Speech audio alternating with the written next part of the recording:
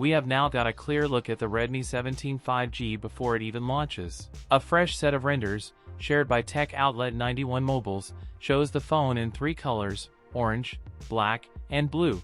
The former uses a vegan leather back that should feel grippier in hand than the glossy finishes on the black and blue versions. The phone measures 170.12 by 74.42 by 8.8 mm and weighs 235 grams. Features a 6.9-inch HD Plus LCD display supporting a smooth 120Hz refresh rate and Corning Gorilla Glass 7 eye protection.